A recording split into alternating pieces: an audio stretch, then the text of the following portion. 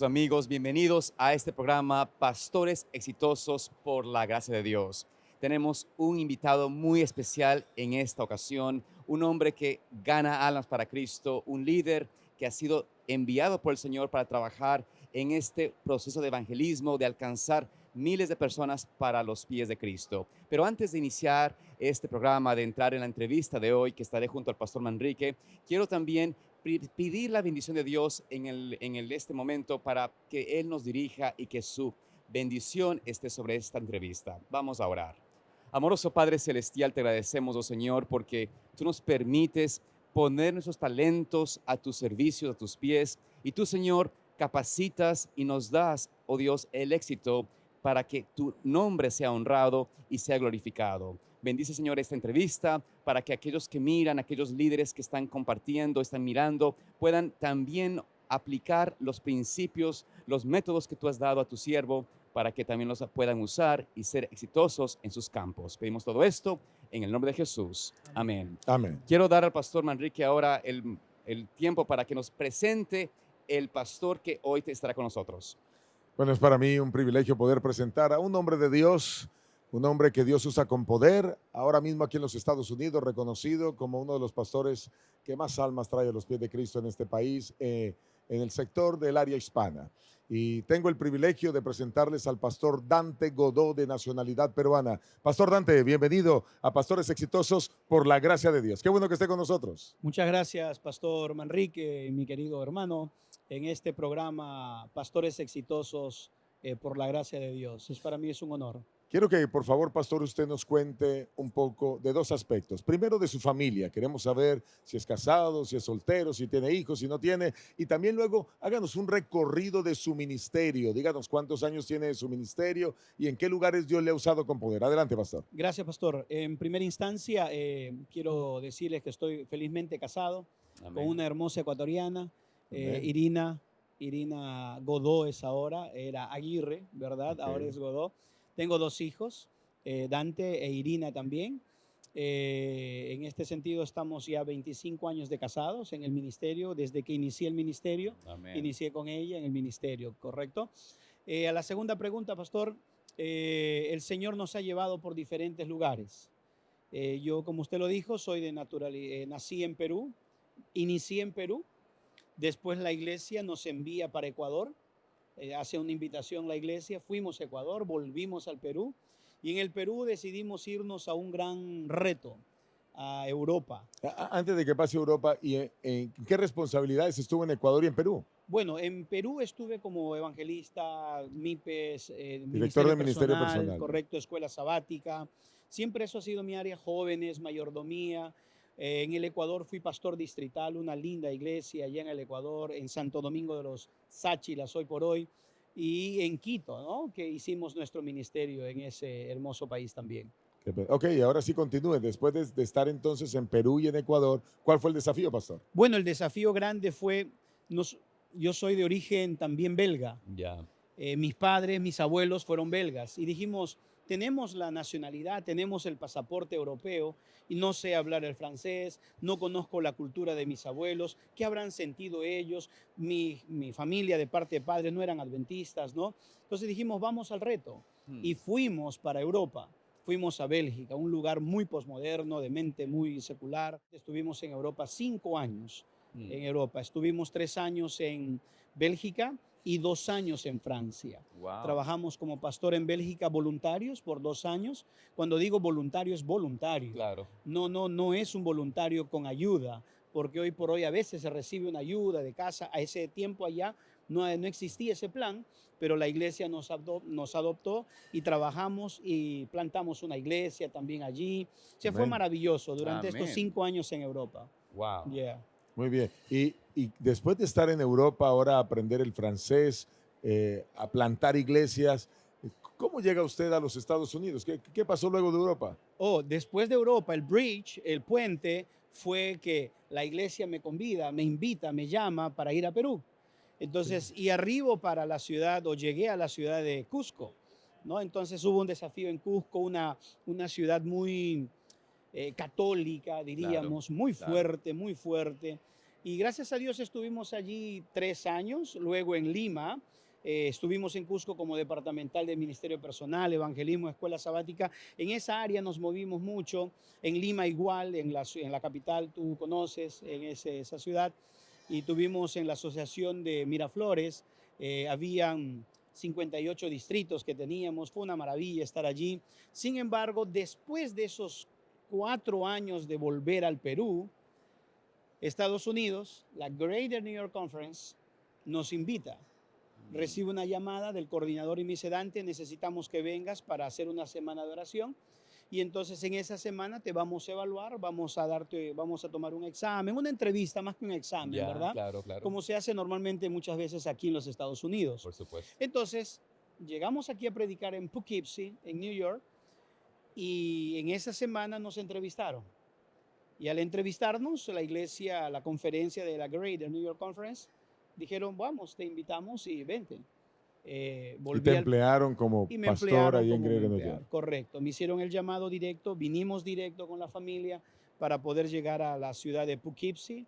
Luego en la Greater trabajamos en Long Island, Ya. después en Brooklyn, en ese movimiento. Durante 8 años estuvimos en la Greater New York Conference. ¿Y actualmente en dónde estás, pastor? Y después de los 8 años en la Greater, ahora las Carolinas, la conferencia de las Carolinas, nos hizo una invitación para venir a hacer un plantío fuerte en las Carolinas, específicamente en la iglesia de Hickory, el distrito de Hickory. En estos momentos radico en Hickory como pastor de este distrito. Excelente, pastor, excelente. Ahora, pastor, ¿qué nos puedes contar en cuanto a lo que has podido hacer en este país? Que es un territorio, muchas veces se lo presenta como difícil, porque la gente pues es secular, es cosificada, ¿no es cierto? La mentalidad del consumismo impide muchas veces que las personas tengan el deseo de servir a Dios o acercarse a Dios. Pero cuéntanos brevemente cómo el Señor te ha permitido ser usado para alcanzar de una forma poderosa aquí en Estados Unidos a las personas que en muchos casos parece ser difícil. Hay algunos elementos claves. Quiero mencionar algunos elementos. Número 1, el primer elemento es ver a Estados Unidos como una tierra de misiones. La historia dice que los misioneros de Estados Unidos partieron para nuestros países. Colombia, Ecuador, Perú, etcétera, etcétera. Fueron los misioneros que se fueron para el extranjero. Hoy por hoy se está tomando ahora varios misioneros viniendo a Estados Unidos. Sin embargo, un elemento clave es el que viene a los Estados Unidos tiene que mirar que Estados Unidos no es una tierra simplemente de libertad, sino es una tierra en la cual misionero. Desde el punto de vista como pastor, cuando yo llego a los Estados Unidos y miro a Estados Unidos como una tierra de oportunidad para el evangelismo, entonces estoy cumpliendo la misión que Cristo quiere que cumpla. Amén. Entonces, ese concepto es clave, que el pastor que llega a los Estados Unidos tiene que mirar a Estados Unidos como tierra de misión. Amén. Primer lugar. Número 2, yo tengo un concepto en el cual digo, para poder llegar a los Estados Unidos hay que desaprender para aprender. Mi cultura, y eso hay a veces un poquito de problemas en nuestras culturas latinoamericanas, Claro. en nuestras iglesias, cuando tenemos centroamericanos, ¿verdad? Sudamericanos, caribeños, tenemos de pronto mexicanos, ¿verdad? Y de Europa o de España, qué sé yo, etcétera, etcétera. ¿Cómo hacer entender a ellos para que no pierdan? El elemento clave es desaprender para aprender. Entonces, si yo no he desaprendido algunas cosas de mi país, no, que en mi país hice así, y vengo aquí a los Estados Unidos y me enfrasco, me encajono diciendo, así lo hice en mi país, voy a tener muchos problemas. Y como pastor, lo que yo hice en el Perú, en el Ecuador, en Europa, hay algunos elementos que debo de cuidar, pero hay axiomas en el cual yo tengo que sacar siempre estos elementos básicos para crecer. Tercer elemento es la capacitación constante a la iglesia. Cuando el pastor direcciona a su iglesia, pone objetivos, no blancos, objetivos para poder cubrir. Por ejemplo, un objetivo, lograr administrar los recursos de Dios. Nosotros en nuestro distrito tenemos 4 objetivos: administrar, evangelizar, discipular y remodelar. Desde ese punto de vista, hablamos a la iglesia. No solamente evangelismo, evangelismo, porque la gente se satura. Claro. Hay que darle elementos. Qué bien. Tenemos estos elementos. Entonces, eso es importante para nosotros. Qué increíble, pastor. Qué buena experiencia, estrategia que Dios le ha dado a usted para trabajar en este país. Ahora, en estas decisiones, cuando usted está tomando estos pasos, cuéntanos un poco de cómo o cuán efectivos han sido estos pasos, esta estrategia de trabajo. Cuéntanos un poco de las experiencias que nos pueden dar la evidencia de que el fruto ha llegado por seguir esta estrategia. Muy bien. Creo que hay elementos básicos allí. El primer elemento es la visitación pastoral. Perfecto. Antes de que uno pueda lanzar un proyecto agresivo, diríamos, de evangelismo, de plantío de iglesia, etcétera, etcétera, yo necesito conocer el ambiente de mi iglesia, mi cultura. Entonces, en primer lugar, me siento y comienzo a buscar el diagnóstico de mi iglesia, población, ministerios, cultura, cuánta gente tenemos, de qué lugares son, etcétera, etcétera. Luego, buscar entonces ahora en la visitación, voy encontrando el concepto de la historia. Cuando yo diagnostico, entonces tengo los resultados. ¿Por qué bautizaron más en este año? ¿Cuáles fueron los elementos que ayudaron a bautizar en este año? Después, ¿cuáles fueron los elementos que este distrito no bautizó mucho en este detalle, correcto? Entonces, cuando yo miro eso, entonces ahora comienzo a escuchar la historia en la visitación. Una vez que a los líderes mayores que estamos visitando, ancianos, a la dirigencia, entonces ahora presentamos el plan para poder correr.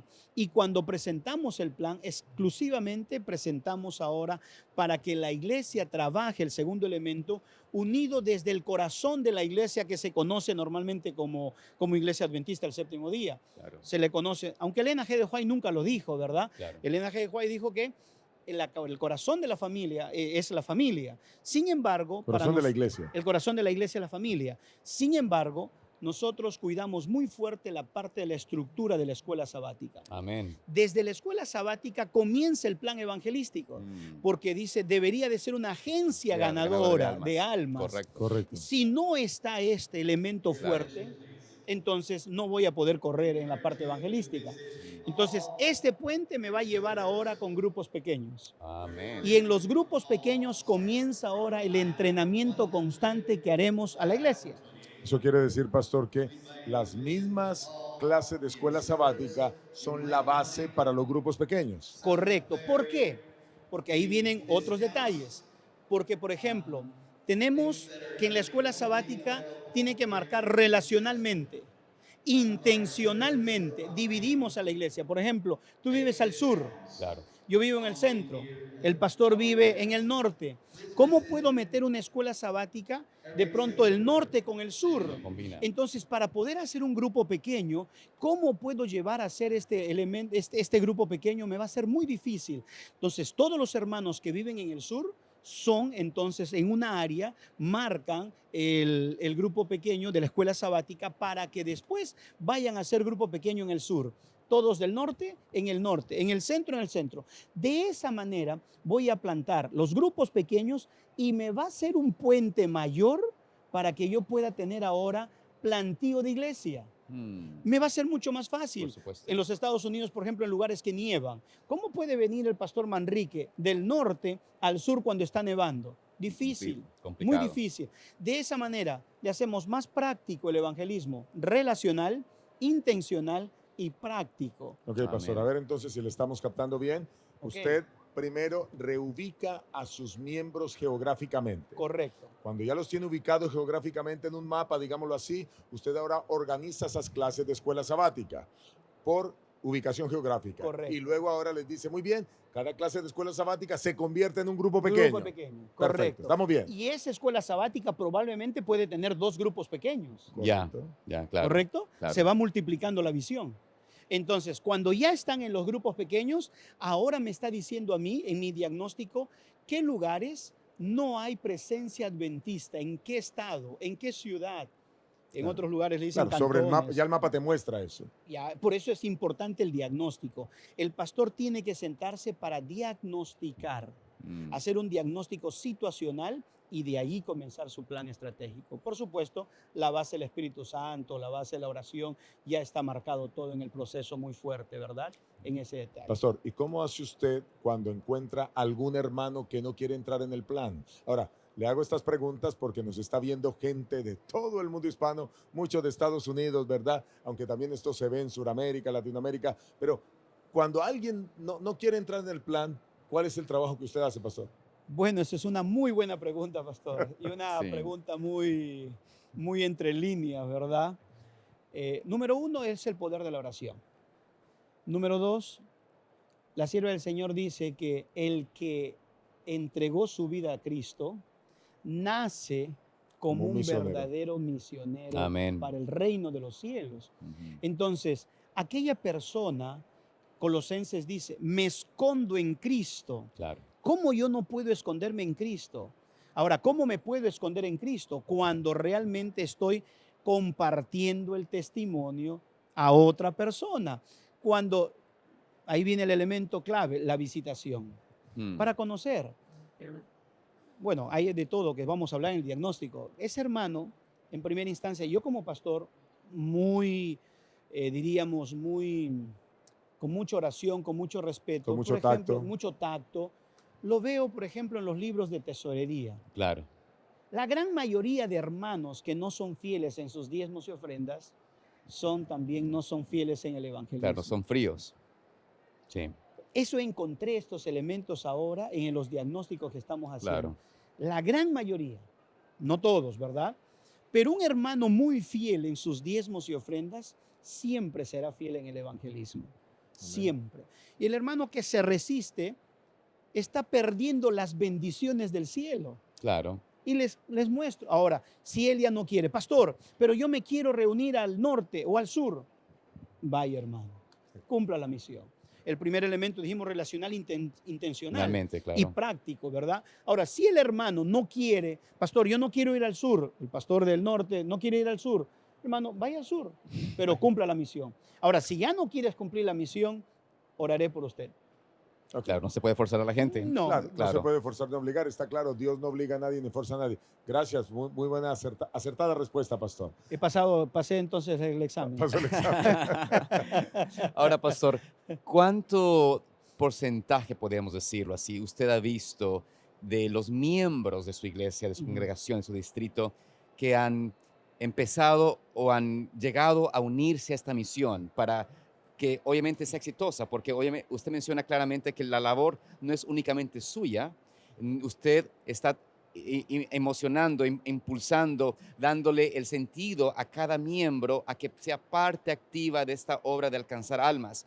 ¿Cuánto porcentaje de su congregación, de su distrito, está comprometida en esta obra? Lo que hemos hecho en el último análisis en mi distrito, el 63% de Wow. nuestra iglesia están involucrados en grupos 63%. pequeños. Qué bendición. O sea, eso es bastante. Bastantísimo. Ahora, de ese porcentaje, ahora estamos nosotros queriendo entrenarlos para que entren más en el módulo de instructorado bíblico, porque hemos ganado almas. A nuestro cierre del año hasta ahora, en nuestro distrito hemos logrado bautizar 62 personas Wow. hasta la fecha. Hasta la fecha, Hasta durante la este fecha. año. Durante este año. O sea que falta todavía este Falta de semestre. octubre.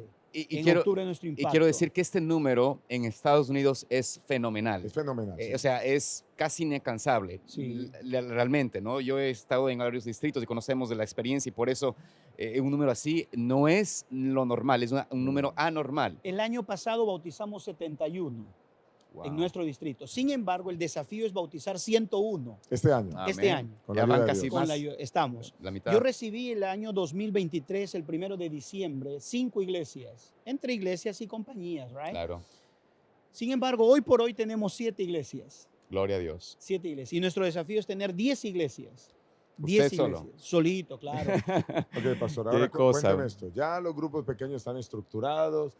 El que no quiso acomodarse se ubica donde quiera o finalmente ora usted por él. Pero ya están los grupos pequeños ubicados. Ahora, ¿cuáles son y comienza luego la preparación de los obreros bíblicos para que los hermanos vayan a hacerlo? ¿Qué viene en ese proceso de obreros bíblicos? ¿Cómo se logra que los hermanos hagan ese trabajo para que puedan venir todas las almas a los pies de Cristo? El elemento clave para nosotros es el entrenamiento. Claro. Nosotros tenemos una vez al mes un encuentro de discipulado. Mm. Todos los líderes y los hermanos de los grupos pequeños vienen cada domingo, un domingo por mes, porque en Estados Unidos un poquito usted sabe que Difícil. tienen un trabajo, 2 trabajos, 3 trabajos, algunos, y es muy difícil. Ya traerlos el domingo y es un éxito. Es un éxito, Y es un absolutamente. éxito rotundo, ¿ves? Claro. Entonces, tener a ellos ya. Entonces, el entrenamiento comenzamos a direccionar las técnicas de un estudio bíblico, qué partes vienen en un estudio bíblico, cómo se hace un estudio bíblico, luego cómo se hace un llamado a las personas, cómo se toca la puerta cuando la primera vez vas a dar un estudio bíblico, etcétera, etcétera, etcétera. Todos esos detalles de pronto enseñamos también con ellos. Eso es ¿verdad? discipular. Es discipular, Amén. porque no termina, el evangelismo no termina en el bautismo. El evangelismo termina en el matetés, Amén. ¿verdad? En el discipulado. Por supuesto. Porque la orden no es ir a predicar. Es ir a ser discípulos. Discípulos. Amén. La orden es más, dice más fuerte. Ahora, muy rica esa pregunta. En Mateo 28, la pregunta ¿qué? Responde a un imperativo. Correcto. ¿Cuál es el imperativo presente del qué?